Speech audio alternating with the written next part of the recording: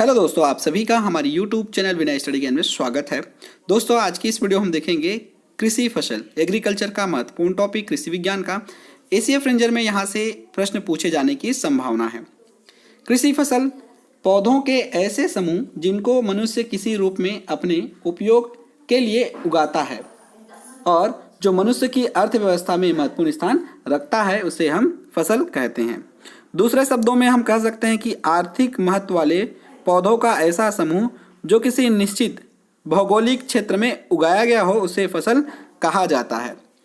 दोस्तों, फसल किसी भी देश की अर्थव्यवस्था में महत्वपूर्ण स्थान रखता है, क्योंकि फसल से ही हमें भोजन व भिन्न प्रकार की crop refer to plants sow and harvested by man for economic purpose, और crop is defined as assembly or aggregates of useful plants which man can know how to use।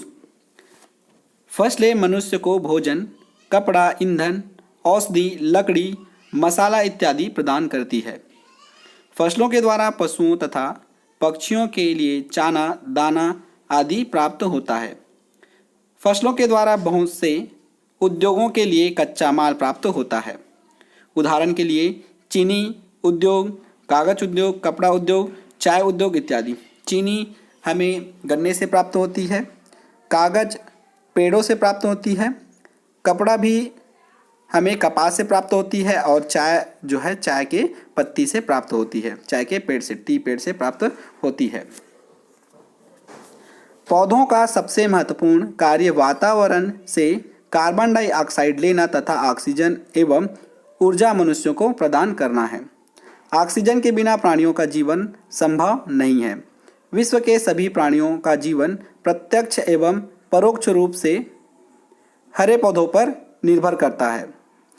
यदि धरती से समस्त वनस्पतियां नष्ट हो जाए तो कुछ समय बाद ही धीरे धीरे सभी समाप्त हो जाएंगे। फसलों का वर्गीकरण, उनके जीवन चक्र देखेंगे। उपजने की ऋतुओं के आधार पर फसलों का वर्गीकरण, classification of crops on the basis off season. Season के आधार पर हम फसलों को 3 वर्गों में बांटे हैं, जिसमें है खरीफ। खरीफ ऋतु में वातावरण में ऊंचा तापमान व आर्द्रता पाई जाती है। ध्यान रखिएगा, खरीफ में क्या होता है, वातावरण में ऊंचा तापमान व आर्द्रता पाई जाती है। बरानी अर्थात जिन भूमियों में सिंचाई के साधन नहीं होते, वहाँ पर वर्षा आरंभ होने पर फसलों की बुआई जून जुलाई में करते हैं। सिंचित क्षेत्र में जुताई पाटा करके वर्षा के कुछ समय पूर्व ही फसल बो दी जाती है, जैसे धान, मक्का, ज्वार, बाजरा, मूंगफली, उड़द, जूट, कपास, लोबिया इत्यादि इस वर्ग की मुख्य फसलें हैं। ध्यान रखिएगा, खरीफ फसल में कौन कौन से फसल आते हैं। ऑप्शन दिया रहेगा धान, मक्का, ज्वार और चना। तो आपको बताना है कि चना के अतिरिक्त धान, मक्का, ज्वार, बाजरा, मूंगफली, उड़द, जूट, कपास, ये सब क्या है, खरीफ फसल के अंतर्गत आते हैं। रबी फसल इस वर्ग की फसलों को अंकुरण एवं प्रारंभिक वृद्धि के लिए ठंडी जलवायु एवं अल्प वर्षा। दूसरा है रबी फसल। इस वर्ग की फसलों को अंकुरण एवं प्रारंभिक वृद्धि के लिए ठंडी जलवायु एवं अल्प प्रकाश काल, शॉर्ट डे फोटो पीरियड की आवश्यकता होती है, जबकि इनको पकने के लिए अधिक तापमान के साथ दीर्घ प्रकाश काल, लॉन्ग डे फोटो पीरियड की आवश्यकता होती है। ये फसलें अक्टूबर नवंबर में लगाई जाती है। उदाहरण के रूप में देखें तो गेहूं है, जौ है, मक्का, मटर, मसूर, सरसों, लाही, आलू, जई, बारसीम इत्यादि है। तो इसमें हमने देखा कि अंकुरण और प्रारंभिक वृद्धि के लिए इसे अल्प प्रकाश की आवश्यकता होती है, जबकि फसल को पकने में दीर्घ प्रकाश, लॉन्ग डे फोटो पीरियड की आवश्यकता होती है। गेहूं, जौ, चना, मटर, मसूर, सरसों, लाही, आलू, जई इत्यादि के लिए। उसके बाद है गर्मा, जिसे समर या ग्रीष्म फसल भी कहा जाता है। इस वर्ग की फसलें अधिक तापमान एवं अधिक प्रकाश काल में वृद्धि करती है। इन फसलों में सूखा, गर्म हवा एवं लू सहने की क्षमता पाई जाती है। इन फसलों को फरवरी मार्च में लगाया जाता है, जैसे है धान, मूंग, उड़द, खरबूजा, तरबूजा, सूर्यमुखी, लोबिया इत्यादि। तो इसमें टेम्परेचर अधिक चाहिए, तापमान अधिक चाहिए और प्रकाश काल भी लंबे समय के लिए। फसल चक्र के आधार पर फसलों का वर्गीकरण, classification of crops on the basis of life cycle. फसलें अपनी पूर्ण वृद्धि एवं विकास में कितना समय लेगी, इस आधार पर इन्हें 3 वर्गों में विभाजित किया गया है, जैसे एक वर्षीय, द्विवर्षीय और बहुवर्षीय पौधे। एक वर्षीय या इसे एनुअल प्लांट भी कहा जाता है। इस वर्ग की फसलें अपना जीवन चक्र 1 साल या इससे कम समय में पूरा कर लेती है।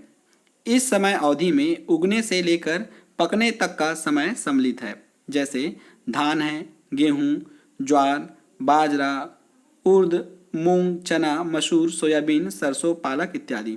इसे आपने देखा होगा, ये जो है उगता है और ये इसका जो फसल पकता है उसमें 1 साल या उससे कम समय लगता है।